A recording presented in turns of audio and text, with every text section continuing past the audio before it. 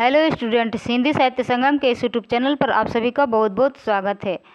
ये जो प्रश्नोत्तरी है यह है गोधूली भाग 2 क्लास 10 यानी कक्षा 10 की। ठीक है, गोधूली भाग 2 का जो पहला चैप्टर है वह है श्रम विभाजन और जाति प्रथा। आप लोग देख सकते हैं ऊपर लिखा गया है श्रम विभाजन और जाति प्रथा, जिसके लेखक है डॉक्टर भीमराव अंबेडकर।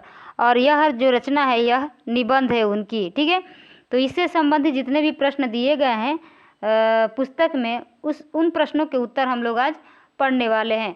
तो चलिए शुरू करते हैं आज की क्लास को। पहला प्रश्न है कि लेखक किस विडंबना की बात करते हैं? विडंबना का स्वरूप क्या है? प्रश्न दिया गया है कि लेखक किस विडंबना की बात करते हैं, विडंबना का स्वरूप क्या है?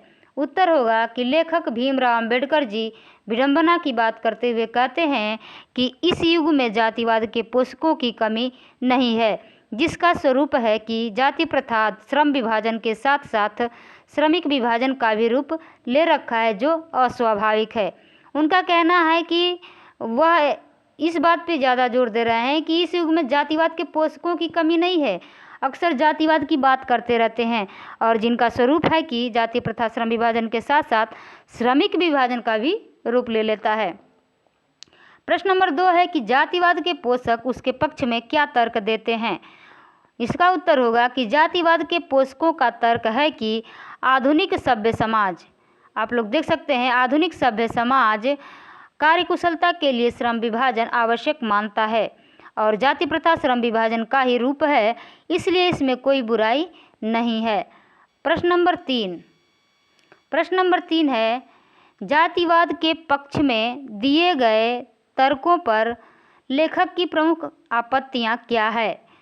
उत्तर होगा कि जातिवाद के पक्ष में दिए गए तर्क पर लेखक के प्रमुख आपत्तियां इस प्रकार है कि जाति प्रथा श्रम विभाजन का रूप ले लिया है और किसी सभ्य समाज में श्रम विभाजन व्यवस्था श्रमिकों के विभिन्न पहलुओं में अस्वाभाविक विभाजन नहीं करता है। अब देखते हैं प्रश्न नंबर 4। प्रश्न नंबर 4 कह रहा है कि जाति भारतीय समाज में श्रम विभाजन का स्वाभाविक रूप क्यों नहीं कही जा सकती है?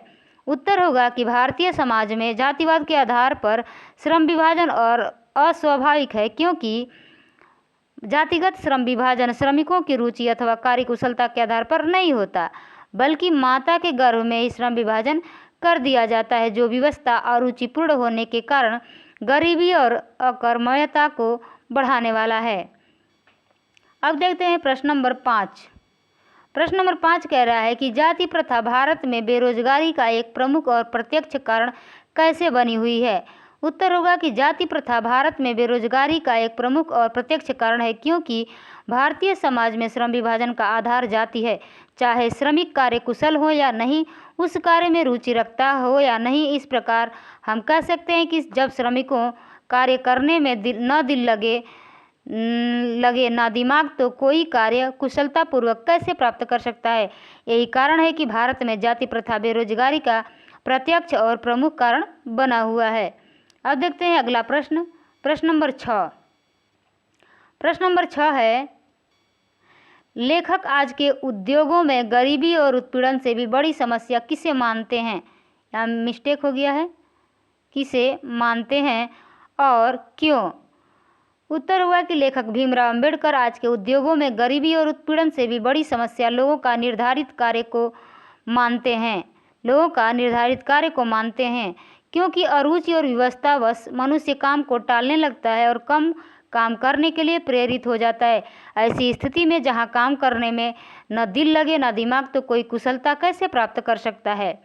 अब देखते हैं अगला प्रश्न है प्रश्न नंबर 7।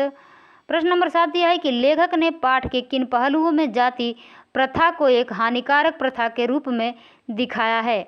उत्तर होगा कि लेखक ने पाठ के विभिन्न पहलुओं में जाति प्रथा को एक हानिकारक प्रथा के रूप में दिखाया है, जो इस प्रकार है: अस्वाभाविक श्रम विभाजन, बढ़ती बेरोजगारी, अरुचि और विवशता में श्रम का चुनाव, गतिशील एवं आदर्श समाज तथा वास्तविक लोकतंत्र का स्वरूप आदि।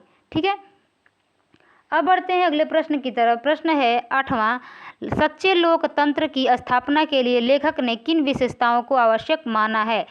उत्तर होगा सच्चे लोकतंत्र की स्थापना के लिए लेखक अनेक विशेषताओं को आवश्यक माना है। बहुविध हितों में सबका भाग समान होना चाहिए, सबको उनकी रक्षा के प्रति सजग होनी चाहिए।